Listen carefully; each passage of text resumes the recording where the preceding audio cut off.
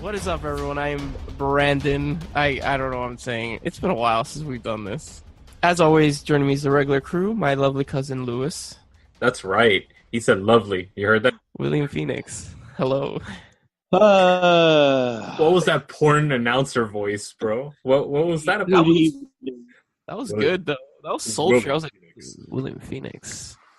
You have a nice... William. William Phoenix. Tonight on Man Bites Media, we have.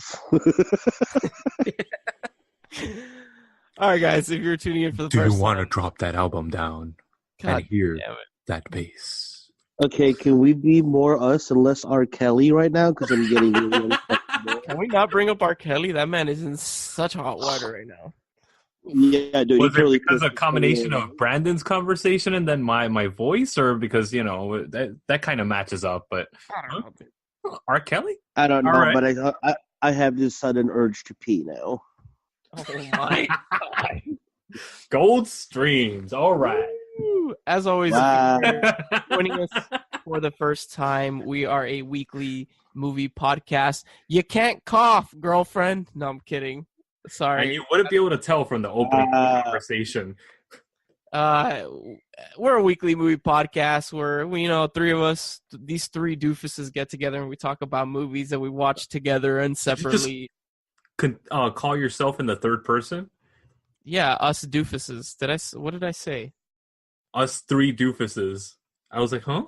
Well, I'm sorry. Now I'm like Prince. I'm talking of myself in the third person. Okay. Yeah.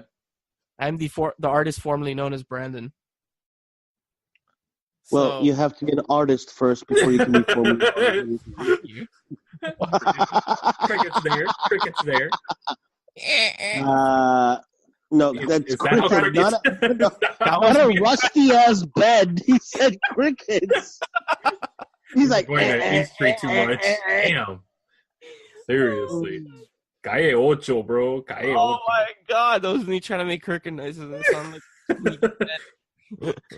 That's the sound of a cricket when you're running it over with your car. Yeah. So yeah, we get together. We talk about movies and stuff. And our first segment is movie news. mostly and stuff. Yeah, movie news, which is my cousin brings the movie news, and then William and I don't know anything about it, and we're super surprised. Sometimes only. No, yeah, sometimes I know stuff, but So, talking about the Soul Train and all that jazz stuff, right? We're going straight into a biopic that's been officially announced, and the director for Aretha Franklin's biopic this year. And this is going to be interesting. The name of Jennifer. the film. Gotcha. Sorry. Yeah, Jennifer Hudson. What do you call it? And the film name that they chose is obviously Respect, because that's what everybody knows Aretha Big Franklin surprise, for. Yeah. right? There's so much more to her, and I'm so glad that they chose this particular director, because I think that they're going to go deep into Aretha Franklin for who she is, rather than just a music career with the success of Bohemian Rhapsody and all that stuff. I think that we're actually going to see an in-depth biopic of Aretha Franklin, which I am very, very happy to hear and excited. So wait, the director is, how do you say, Liesl Tommy? Yes. I don't know what is this person. I can't even tell if this is a woman or a man. I'm sorry if that sounds horrible. Well, I'm not sure actually. But all I know is that the only credits that he or she has gotten are Tony nominations. So that's a good sign, because an artist that's about music is going to have more respect for an artist. That is actually her. The picture that you sent, that's her.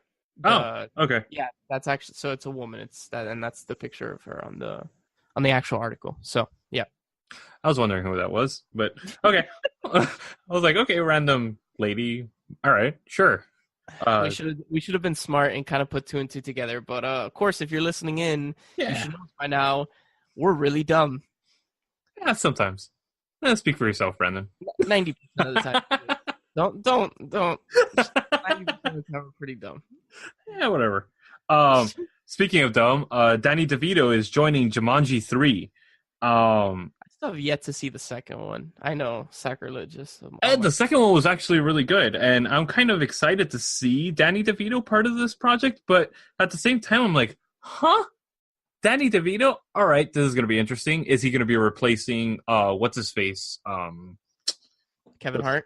Yeah, Kevin Hart. The guy, I'm sorry, he was the weakest part of the sequel. I'll say this flat out. I hate Kevin Hart. So do I. Hate's a really strong word. Like my girlfriend I always. strongly despise him. I don't like his comedy. I think it's he's like a Will Ferrell to me. It's like Yes, he very is. pushy. Pushy. I don't like Will Ferrell. I Sorry. hate Will Ferrell. Sorry for anybody who's listening and then likes Will Ferrell. I Oh, don't like everybody knows. It's very pushy, and I just don't. That's why I don't like Family Guy. It's like No. I I'm gonna strongly disagree with you on that one. I don't like Family Guy. I don't like this guy's comedies. What's Seth MacFarlane? I like Seth MacFarlane's comedy, but Will Ferrell, it's what Hispanics call un pujo, and that's exactly what he is, bro. Espujón, which basically he's very pushy. He shoves his comedy down your throat, and I'm not about it. Yeah. And another thing that's coming up, another biopic actually for this year, which I think we're going to get a lot of those, is Tom Hanks is actually going to be playing Mr. Rogers, which if anybody knows and been listening to this podcast, my favorite movie of 2018 was Won't You Be My Neighbor. So this is very fitting, and I love Tom Hanks, so I'm very excited to hear about this. Bro, his eyes are non-existent in this picture. He actually looks like a W. Doesn't he? Just make sure he doesn't get on an airplane, because we know Tom Hanks and airplanes just don't mix. Speaking of W, have any of you guys seen Vice, the new one with? Yes. Not yet, but it's definitely on my list. Oh, it is well worth it. Let me tell you, it's great. It's really, really fun. I just like that Sam Rockwell is George W. Oh my god, and Sam Rockwell does not disappoint. Oh, dude, that man does not disappoint anytime. From Green Mile to, or was it Green Mile? Yeah, Green Mile. He's also the bad guy in Charlie's Angels. Why would you know that? I wasn't going there, but okay. I like the movie. I mean, I've seen Charlie's Angels, so yeah. That was a god-awful movie. How do you guys watch that and not great movies? Seriously? This is when I was a I don't child. know. How do you watch Lord of the Rings and call it a great movie? Whoa! I could go and say the same thing about Harry Potter, but I'm going to take the Ladies higher and road gentlemen, and not say it. Ladies and gentlemen, I would like to thank everyone that has tuned in to hear me talk in the past few weeks and months. This will probably be my last show, as they will ask me not to return after this.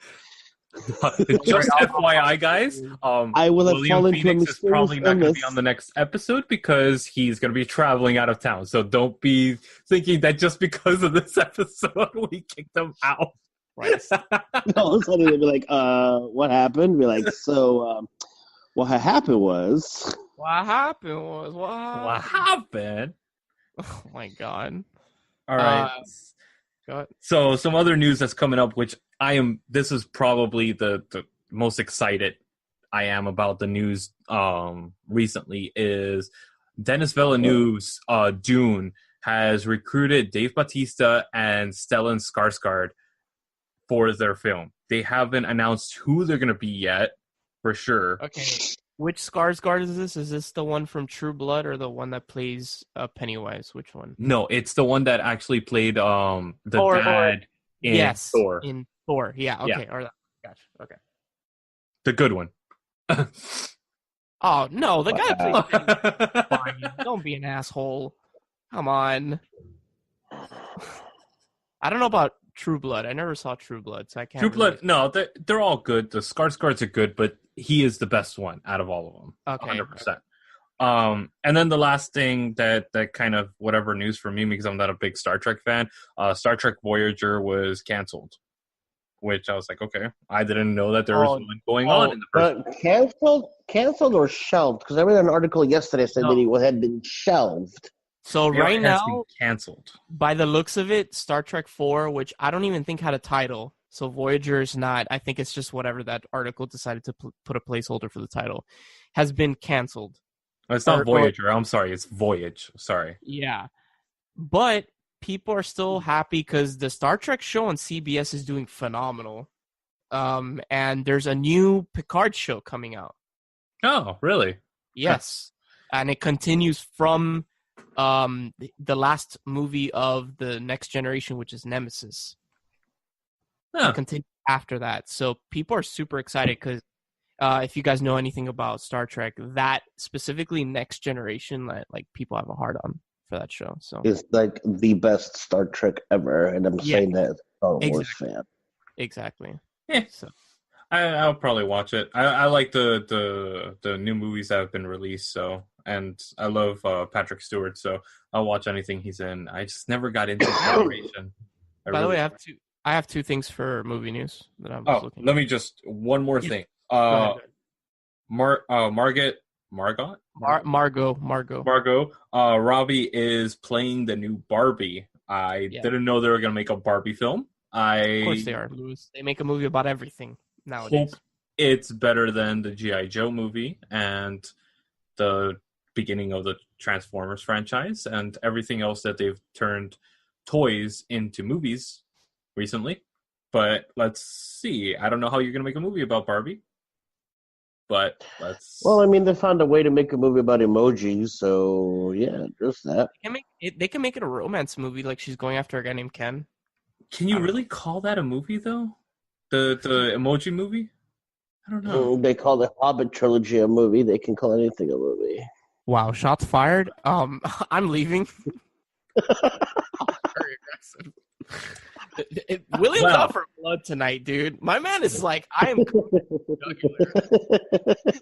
All right, so listen here, buddy.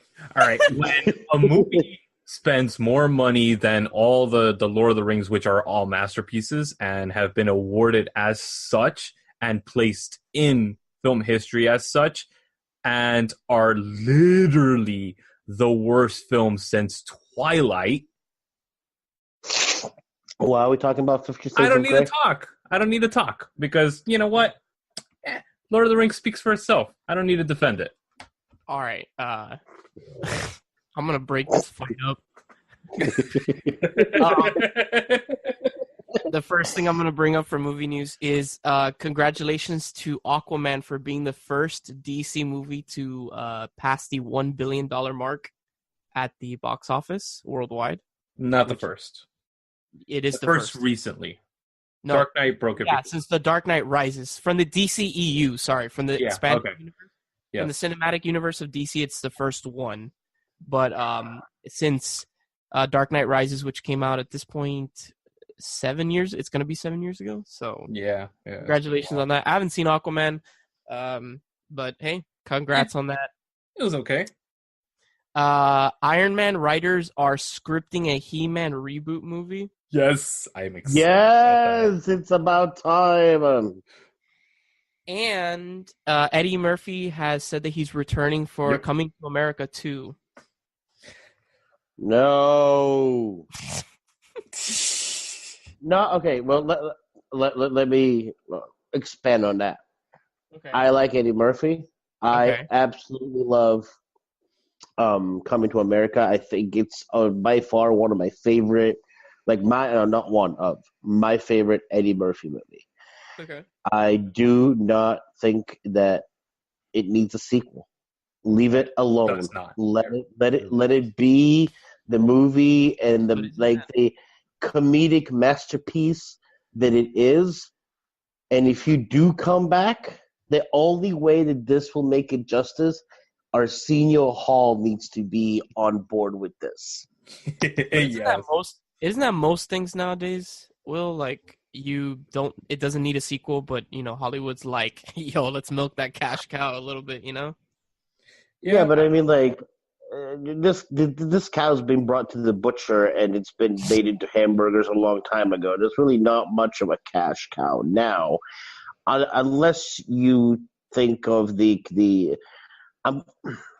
I found the Funko Pops that they have released, which they're actually kind of cute because you have this Funko Pops coming to America, really? Oh yes, yes there is. There's him and Arsenio when they first show up to America, like in their little like rich gray outfits, and then there's a Chase or an FYE exclusive, which is Eddie Murphy, Hakeem in the McDowell's uniform.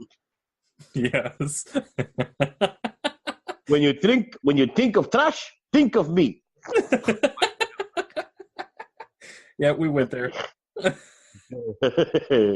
Did you see the football game match last night? It was the Jets of New York playing the Giants, and it was a most awesome game, and it ended by them kicking this ball in this upright.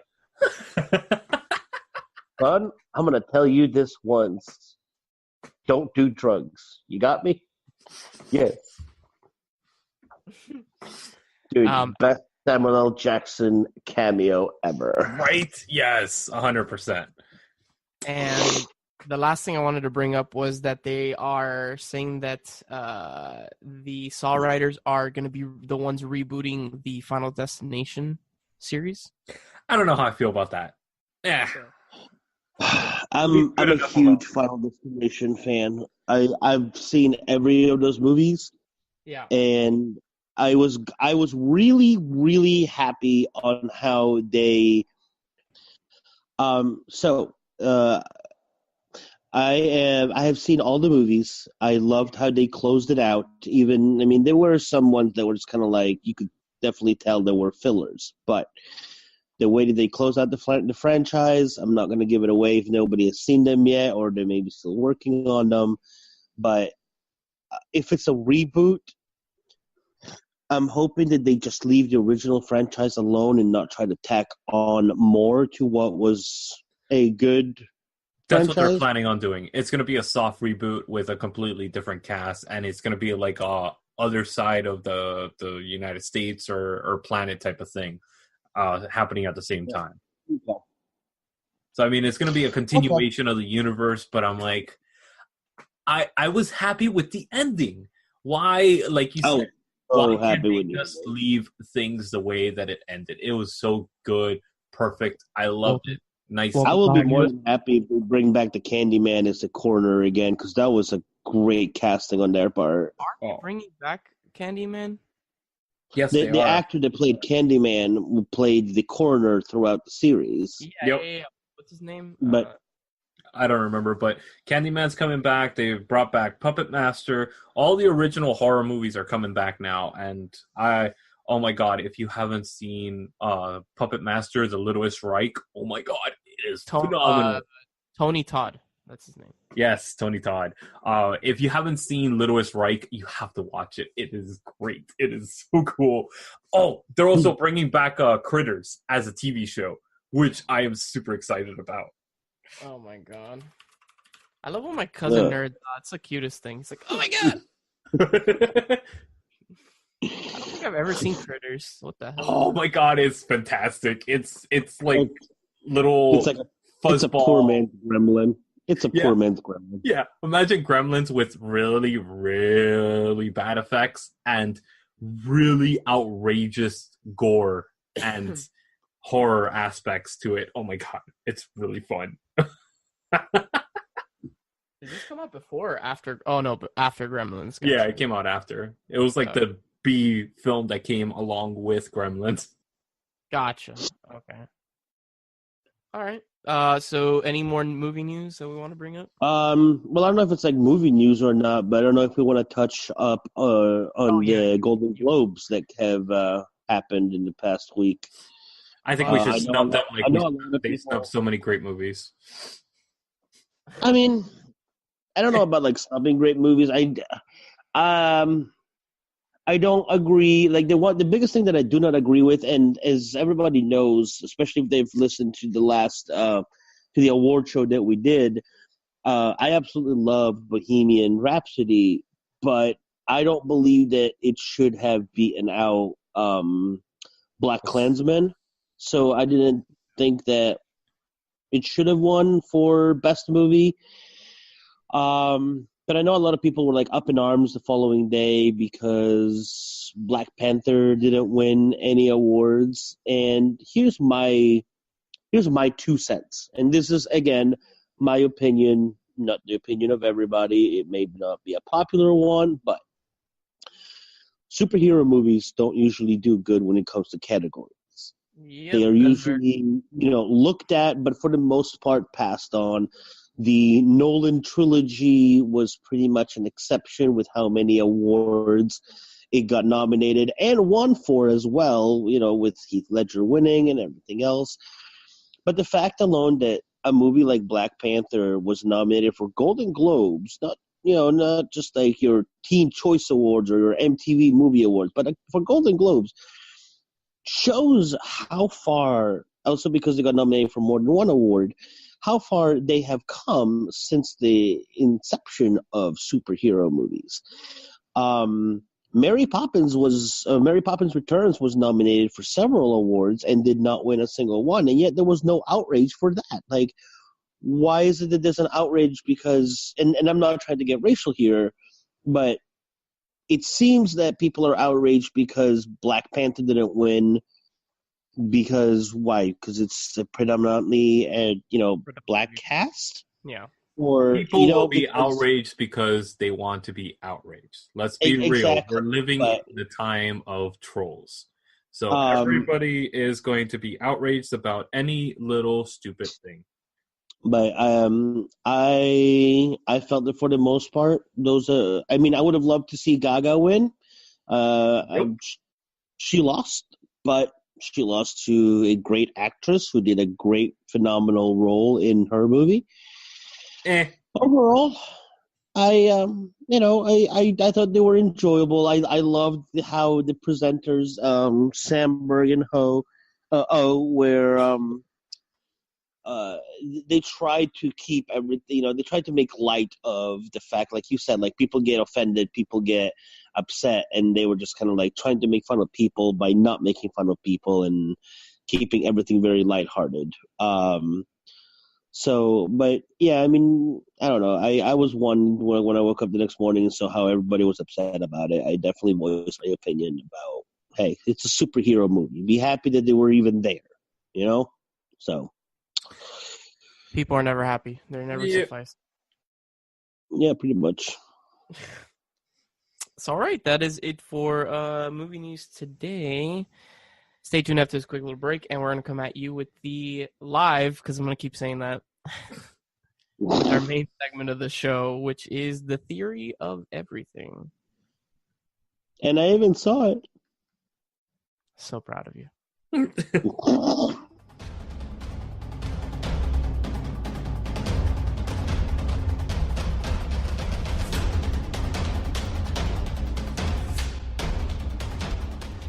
All right, guys, welcome back for the main segment of our show, the main review, the theory of everything. Where to start? Yes. So, yes, you sound like a madman. I am a madman. Come on. You kind of are crazy. Just a little tad bit. Just a tad bit. Just a tad. So this is talking about madmen. This is definitely a madman. This is an amazing story of a brilliant mind, and no pun intended. Is it a beautiful mind too? But no, this is the story of Stephen Hawking's. Basically, it's a biopic about him and his life trials, tribulations, and everything that he goes through with having this crazy mind and then this basically horrible disease of Lou Gehrigson and ALS. Basically, wait. Lou Gehrigson. Lou Gehrig's disease, whatever, man. Lou Gehrig's, whatever. ALS, basically. ALS. There you go. There you go. We'll go that way. All right. I speak Hispanic. Come on now. Oh my God. I love how you put the "huh" in Hispanic. I speak Hispanic, not, and which is sexist because Turkey can be Hispanic if she's female, right? No, it doesn't work that way. Okay. Wow, dad jokes. Just go back to explain what the movie's about. So, it's this whole story of the relationship and everything of Stephen Hawking's, and it's basically shows really how horrible this disease state is, and even with the disease's progression and everything, it still didn't dampen his spirits. It didn't take away from the way that he handled things. And I wonder how different it would have been, or if anything would have been different if he'd never had that disease.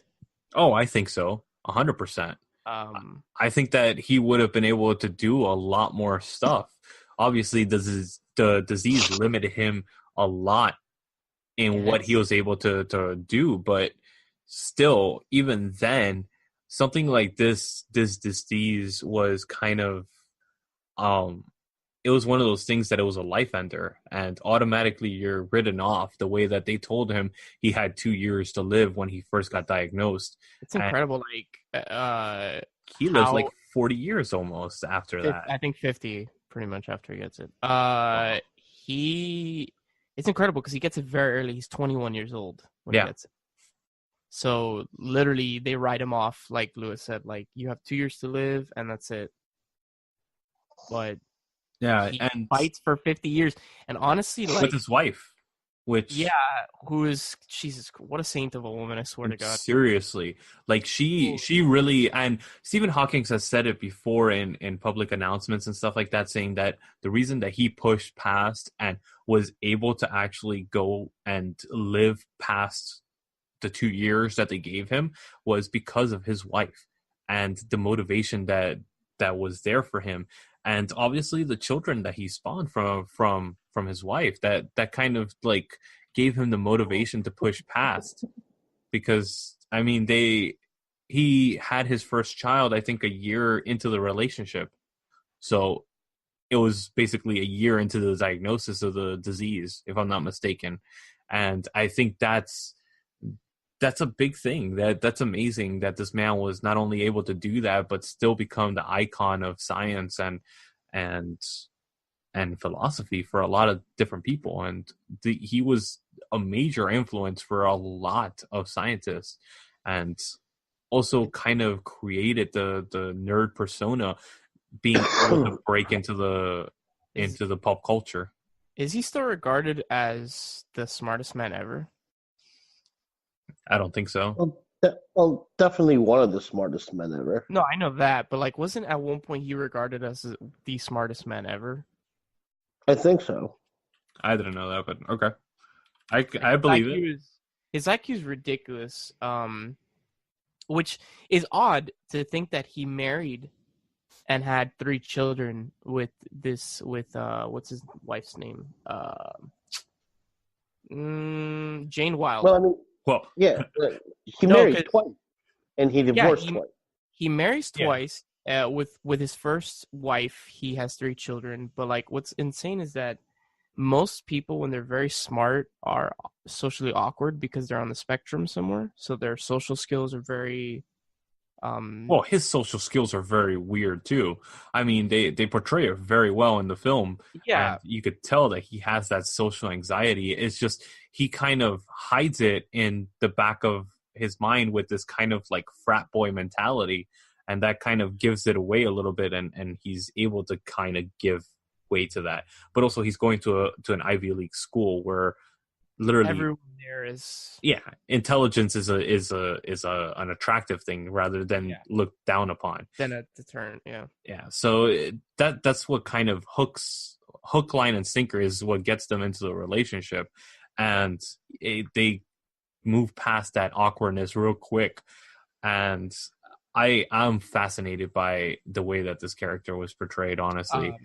Can we like not actually clap, but like anyone who's listening or in your mind, Eddie Redmayne does a phenomenal job of portraying Stephen Hawking, and as it further goes into his illness and like he further deteriorates and stuff like that, like his Oh yeah, he deserves every single inch of that Oscar he brought home for this. Yes. Let me tell you, like, I've seen a lot of people portrayed with mental disabilities and stuff like that, and it's never been done with so much respect as he did in this film, where you actually think that this man actually has that disease, and that is incredible, and that is all attributed to the acting, and 100%. Felicity Jones, who plays Jane Wilde, his first wife. Honestly, I would probably say the love of his life, but his illness took that away from her, because you're the entire movie you're thinking at the beginning she takes care of him, she takes care of the children, but then you kind of have to think to yourself at what point is she supposed to throw away her life for Stephen Hawking, for her husband, because she doesn't live at one point. After the illness completely takes over, she's not living anymore. Yeah, and there's a point which I think it's one of the most poignant parts in the film, is the point where Stephen Hawking actually tells her, like, look, go be with him. Yeah, dude, that scene got me, man. When they like look at each other and they know that this is not working and that they love each other, but this is just not right anymore. Yeah. And he tells her, which is true. He actually did tell her to go be with Charlie Cox's character, which is the guy that plays from Daredevil. Yep. And he plays Jonathan Jones. And then Stephen Hawking ended up marrying his nurse. Yeah. My man was charismatic, even not being able to speak and not have any physical movement whatsoever, except, moving his hands to choose the words that he wanted the computer to say. My man was charismatic. Like, people enjoyed his company. He seemed like a funny, nice guy. Yeah. I was like, I'm Stephen Hawking, man.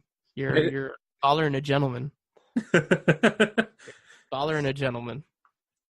Yeah, definitely. So what was your favorite scene, honestly, in this film?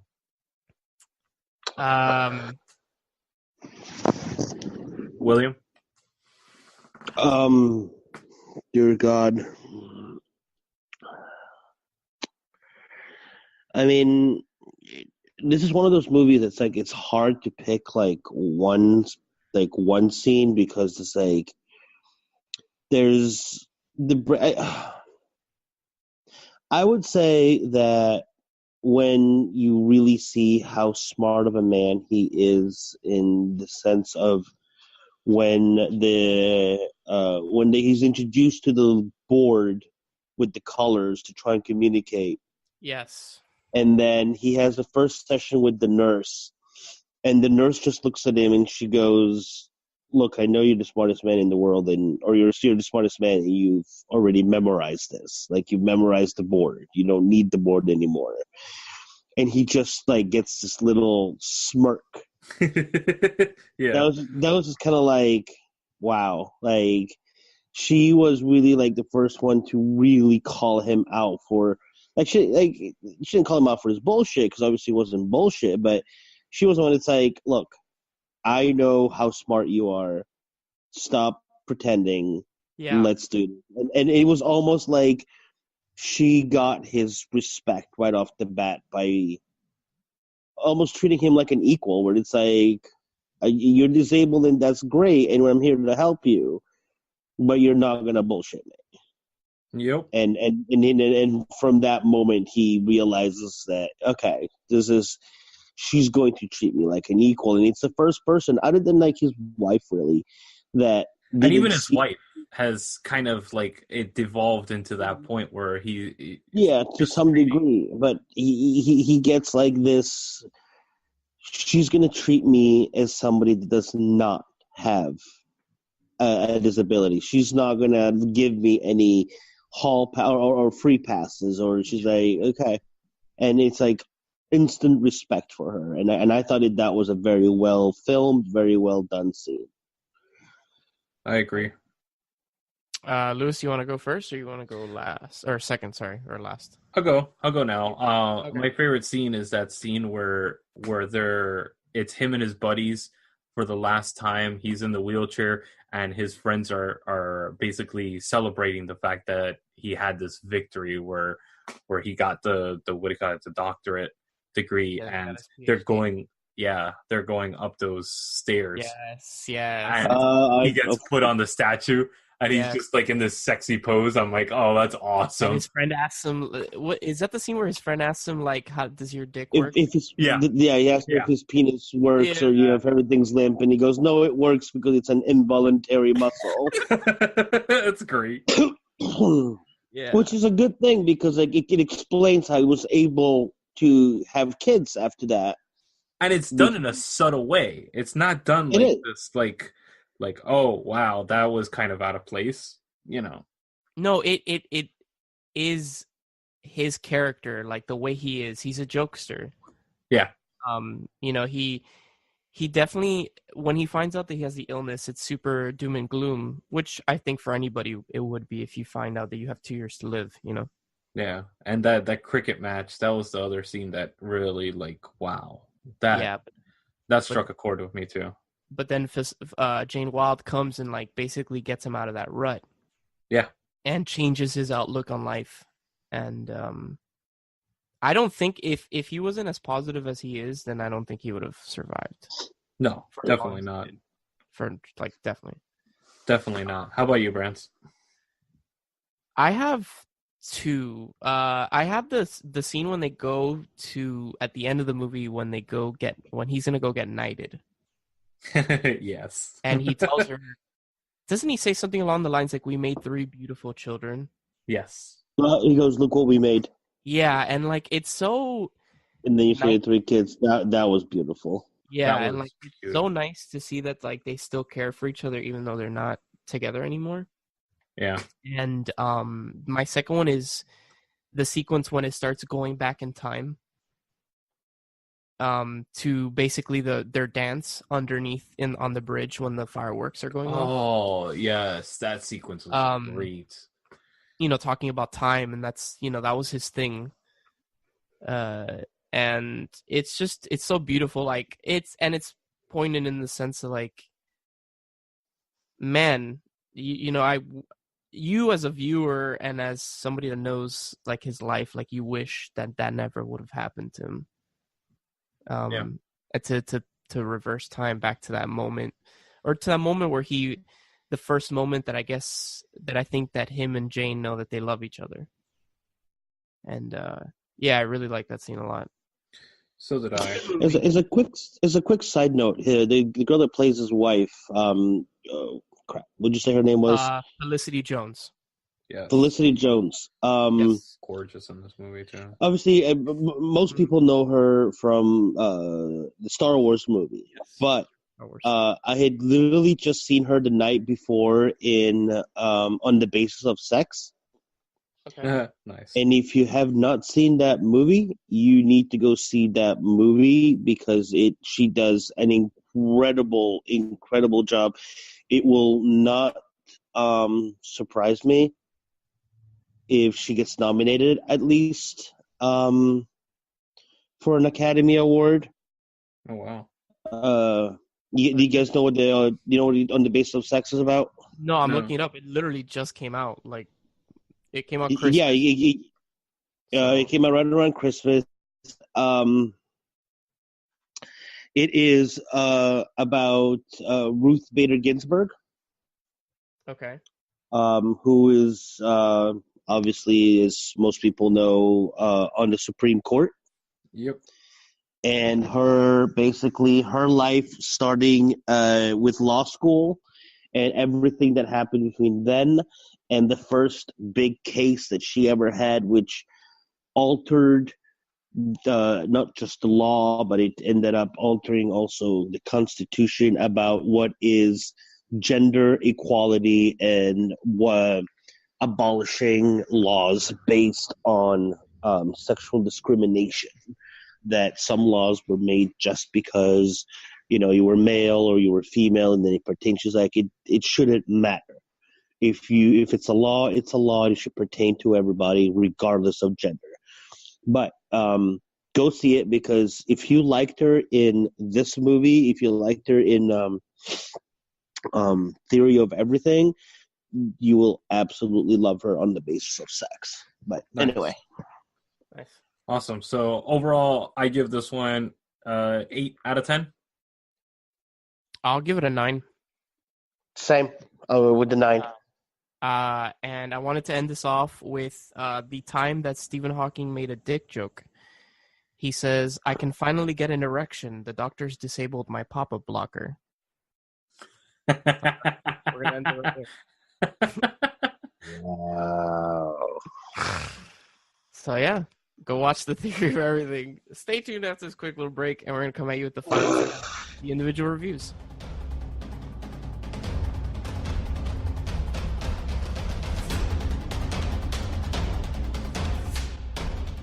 All right, guys, welcome back for the final segment of our show, the individual reviews, and I'm going to be going first this week. So, I finally got around to watching, thanks to my lovely girlfriend, because of some streaming service such as, I got around to finally watching Get Out, that I have been trying to watch forever, because I'm a lazy piece of shit and I never want to pay for anything. Thanks for, great for being poor. So yeah, I finally saw Get Out, which is directed by Jordan Peele from Key and Peele on Comedy Central and all that stuff.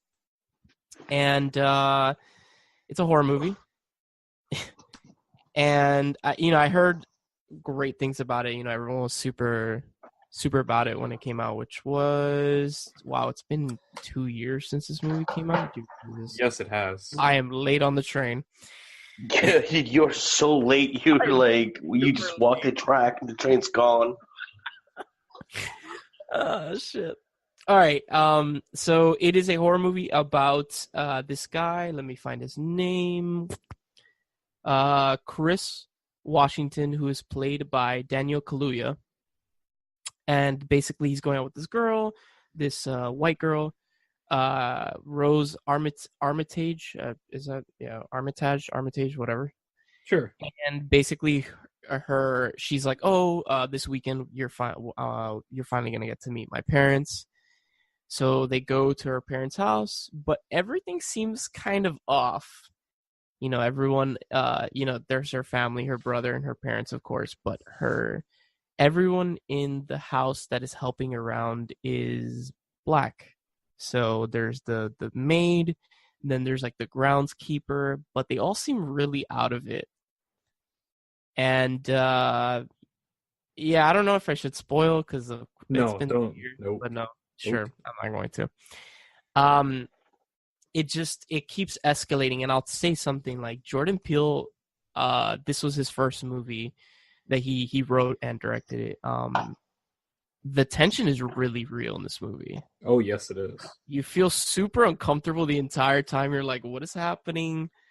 Daniel Kaluuya's performance as the main character is really good. So is everyone else. Everyone else is super creepy. And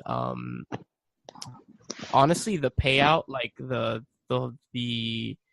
the twist at the end was really clever. And I was watching with my girlfriend, I was like, they're doing that. She's like, no, they're not. I'm like, they're doing that. And they were. So I called it at the end. But it was really good. And it was so good that I'm actually really excited for his next movie, which is Us. So am I. So that is going to be interesting. And also the fact that Jordan Peele, this was the first time he had directed anything remotely in the horror genre. Yeah. Even like short films and stuff like that. Most like comedians, they kind of dabble a little bit in the genre before they go in. But wow, this, like, it definitely takes the cake, and it definitely goes completely... It's a phenomenal film. It really does deserve the praise that it got. Now, when I saw it, I got that overly hyped aspect of it, so I enjoyed it, but I didn't enjoy it as much. The hype is there for sure, but maybe since it's been, it's about to be 2 years. watch it with an open mind and don't go in thinking that it's this amazing masterpiece or anything like that. It's a really good film, though. Yeah, it is a really good film, and it definitely is exciting to see what he's going to bring with Us, with his new film Us, and for whatever he's going to be directing or writing in the future. So, yeah, I'd give Get Out probably like a 9. It was like a really, really good horror thriller film. And yeah, I'm super excited to see what he brings in the future. Wow. I'll give this one a 7. Really? Okay. For just the fact that it's a thriller and whatnot, but if you really pay attention to the details, the representation that he does, and without giving too much away, a big one that a lot of people jumped on Twitter and asked him, and then he finally, said yes, that is the case, was when the family reunion is happening. Okay. Yeah. One thing you notice is that everybody shows up in a black car, but the person getting out of the black car is a white person. That's interesting. And that was done on purpose. And there's a lot more to it than just that. That's just like the big one. Yeah. I loved it. I loved it a lot more than I thought I would. I'll give it an easy 8.5 out of 10. Yeah. I'm a really big fan of movies that not a lot happens, but there's so much tension due to the director and the writing. That I really like that stuff. This movie really it reminds me of things like Psycho, where not a lot of stuff happens, but it's very suspenseful. I agree with you. It does feel a lot like Hitchcock, to where there isn't a lot of gore. There isn't a lot of it's a scary movie, but is it really scary? No, but it makes you jump. The thing is that there's other films that have done this same concept so much better, and it's just I'm really, really picky about my genre picks, and this is one of those that it was really good. And the reason I give it such a lower rating is because there's aspects of it where it's very predictable. You don't have that Hitchcockian ending where it's kind of out of the blue. And you did not predict that at all. It went totally left turn that thing. And this film, about 20 minutes before the end of it, you got where it was going. You knew what was going to happen. You knew how it was going to end. And that's where it kind of takes away. And it's I like those drops where it's suddenly everything unfolds in the last 10 minutes of it. And you get everything unfolding immediately. I love that aspect. If you want to watch a better version of this, watch Creep. There's Hush. That's another great version of this. Dude, Hush was not better than this. Yeah, it was. No, so let me ask you this, and I know nothing. I'm just speculating here. Okay, and if I'm wrong, I'm wrong, and that's fine. But knowing how he is as a director, if we go and watch. Was it called Us that's coming out? The new one is Us, yeah. And it ties in to this one. Will your opinion of this one change? Most likely. Yeah. Okay. Like I said, I like the fact that this film was as good as it was for a first-time director. That is phenomenal in itself. If I'm looking at it as that aspect, this film is a 9 out of 10, for sure. Now, the fact is, though, is that I'm looking at it as a film in general. And that's where it kind of loses some of the points. Now, if you're going to put that into consideration and make that a huge consideration, he did a phenomenal job directing this film. Yeah. And so did Quiet Place this year. Those two films are pretty much on par, in my opinion. John Krasinski, definitely for being his first movie, and writing and directing also, it's phenomenal. Yeah. So sure. I mean, I really appreciated this movie, but yeah. It has its downfalls, and that's where I kind of dropped a couple points. But it is an enjoyable movie, and it's definitely worth watching. So yeah, definitely go Get Out from all three of us. Who's next again? I am. You are. Gotcha. Okay. So, the one that I'm going to be reviewing today it's another. I'm giving this 5 out of 10, but why? Oh, damn! Wait, you gonna start with what you give it? Holy shit! yes, You got my attention. this is a 2016 documentary about these four convicted felons, and they are all children.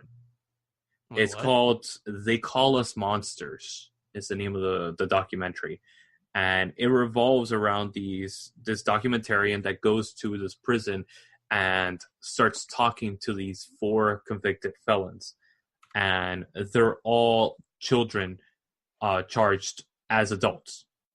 So this is a documentary, you said, right? Yes. Okay. So they're all charged as adults, even though that they're children, and this is all based in California. And this documentarian goes to the prison and kind of does like a workshop with these four kids. And so what are they in jail for? Different things. Some were murder. Gotcha. One had 2 counts of murder. He had like almost 200 years of jail time put on him for this. And I think another one had attempted murder. Another one was assault and battery with a intent to kill. Like a bunch of like really violent crimes, right?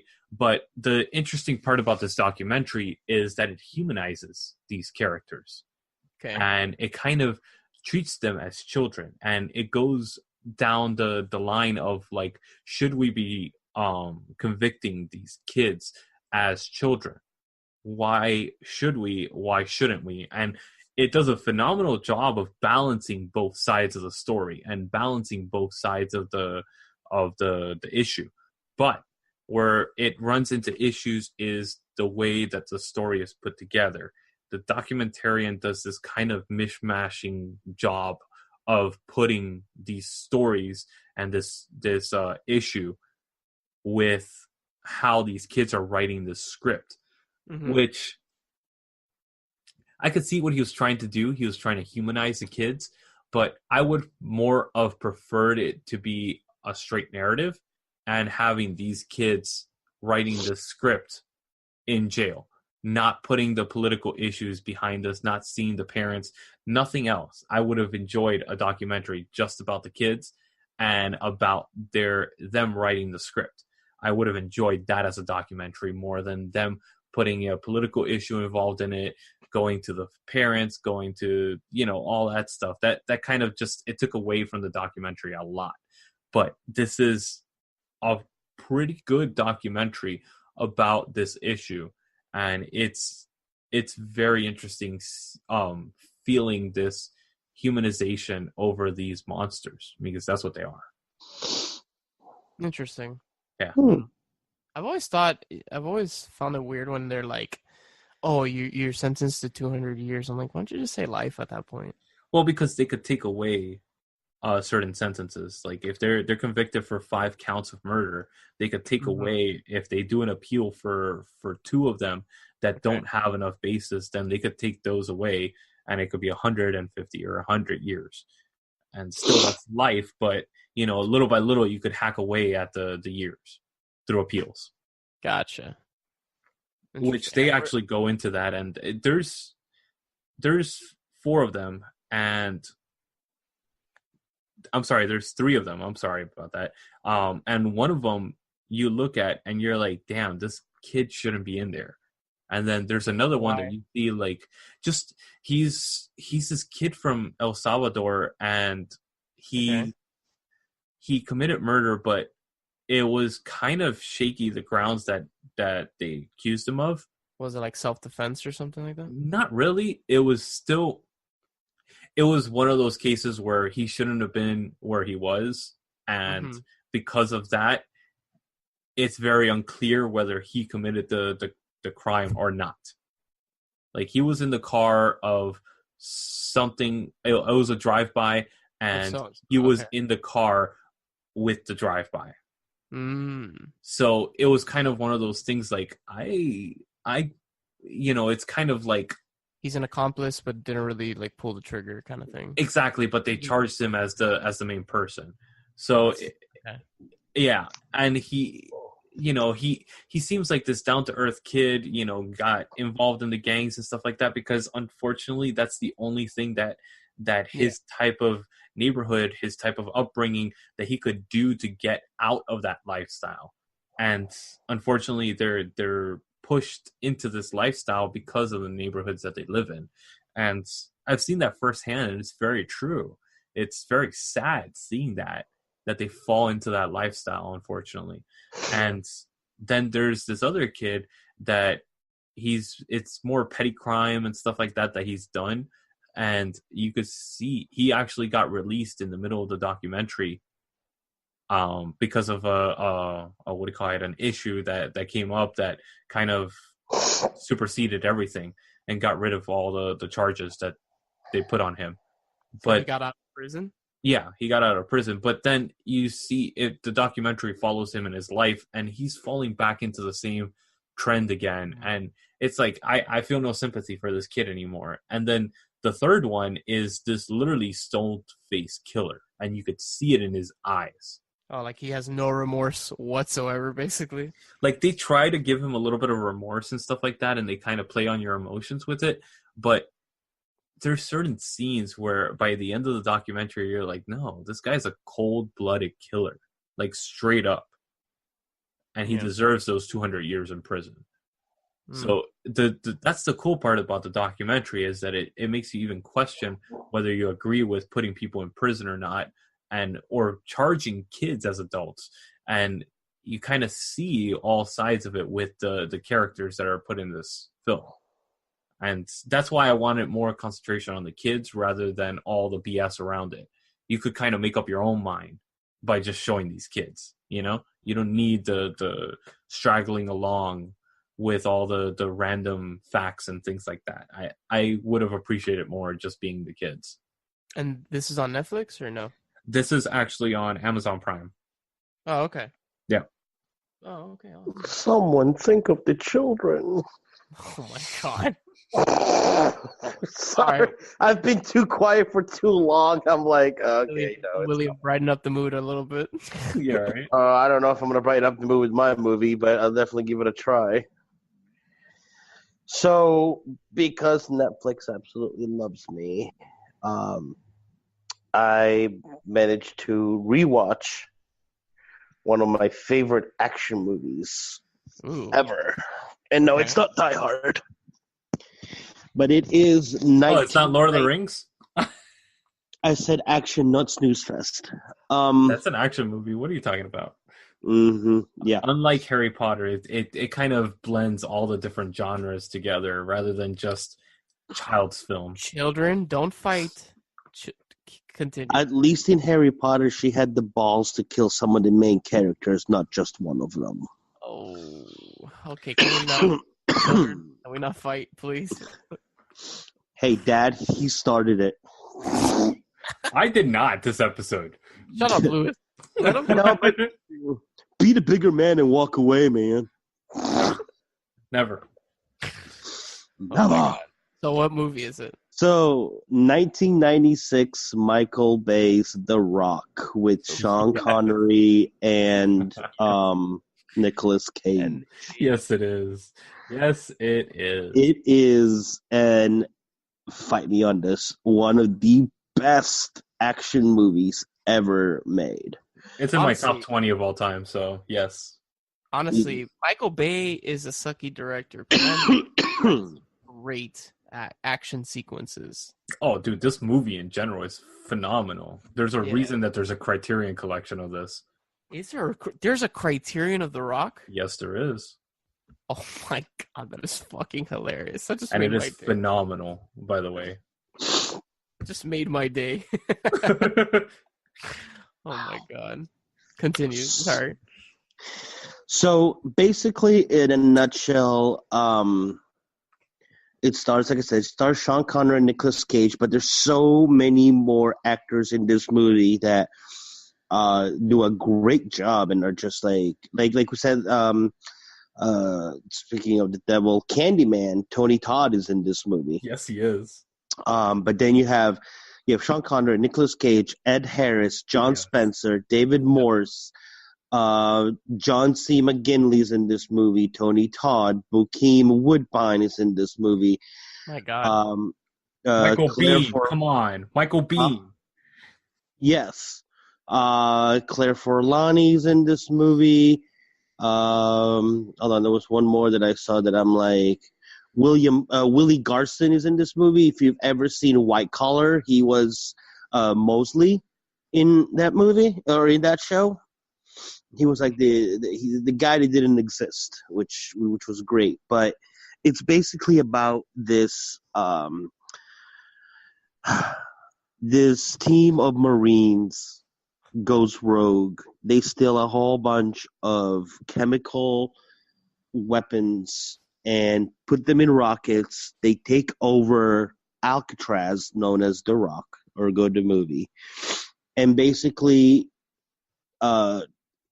Nicolas Cage, who plays Stanley Goodspeed, is a weapons expert, but he's one of those like lab rats. Like he doesn't go out and do action. His action is studying all this in the laboratories.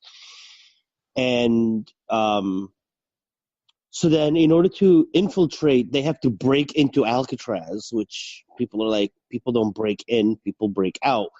But they have to go and get the only person that has ever broken out of Alcatraz, which is John Mason, played by Sean Connery. And it basically, everything goes awry. The team of Marines that they go to infiltrate all gets taken out. And it's just them two, and then it becomes, you have an old man that you don't know whether he's getting ready to escape again and never go back. And Nicolas Cage, who, after, like he says, after weapons training at the academy, he's never held a gun. And there's a lot of wonderful give and takes in this entire movie. I mean, what movie can explain to me a movie that could put an astronaut, Jesus, 007, and Nicolas Cage all in the same movie and still not go completely over the top. It is, oh my God. That's it is ridiculous, yeah. One of the best interactions that I absolutely love, which kind of like when people say, I'm going to try, Yoda comes into everybody's mind. Everybody's in Star Wars where it's like, do or do not. There is no try. And it's like when people are like, oh, I'll do my best. When somebody says that, Sean Connery's voice gets into my head where he's like, try your best. Losers always whine about trying their best. Winners go home and fuck the prom queen. And without missing a beat, Nicolas Cage just looks at him and he goes, Carla was the prom queen, which is his girlfriend in the movie. And Sean Connery just goes, oh, well done. And it's one of the few times I've ever seen Sean Connery left speechless without really a comeback. And he goes to Nicolas Cage, and it's like, oh my God, it's just like, it's great. But it's, I believe it to be one of Michael Bay's best movies. It is his best movie. Let's be real. It's way before Transformers. It's very enjoyable. It came out the same year as Con Air, which is another Nicolas Cage movie with another great cast. Yes, it is. But between the two, if somebody gives me the choice, this is the one that would be my go-to between the two of them. Not that there's anything wrong with the other one. There's just something about, you throw in Sean Connery and he wins. Sean Connery is one of the very, very few actors that trumps John Malkovich, in my opinion. I'll stick with Armageddon with the Graham Crackers with Ben Affleck playing on Liv Tyler. Oh, dear God. I mean, that is a fantastic movie, but for me, it goes The Rock, Armageddon, and Bad Boys. Those three in that order. I will stay awake. Yo. Speaking of Bad Boys, we got a new guy at work. His name is Reggie. Every time I think of him, I'm like, yo, Reggie's at the door. Who the fuck is Reggie? Man, how old is you? 15. Motherfucker, you at least 30. Dude, I'm not kidding you. I've actually used that little scenario to intimidate my stepdaughter's first boyfriend, and it was awesome. It was brilliant. You would make love to a man. Shotgun and all. My brother-in-law and I imitated that scene perfectly, word for word, and the kid was like scared shitless. It was great. It was fantastic. On that note, I give this movie easily a 9.5 out of 10. Oh, this is a 10 out of 10 for me. 100%. I'll give it a 9. It's definitely a good. 9. 9. You will not give it a 9. You will give it a perfect 10. No, but I'll give it a 9 3/4 out of 10. Oh, Jesus Christ! Wow. All right, guys, it's my turn. No, it's 9. 9 rings to rule them all. They're like children, dude. It's like trying to control children. So it's my turn to choose the movie for next week, and that's going to make it a good one. Monty Python and the Holy Grail. As always, thank you, William. You're very welcome. This week was definitely something. It was one of those weeks, but I hope you guys. Something in the water. I swear, it's just our friendship. Talk about my best friend. Sorry, I had to. Thank you, Lewis. Ducky, you're the one. Squeak, squeak. Lewis, please. Thank you. Oh my God! Somebody tell Frodo Baggins to stop complaining. Oh, Lewis, just end it, please. Have a good night. Have a good one. As always, I'm Brennan, and we'll see you guys on the next episode of Man Bites Film.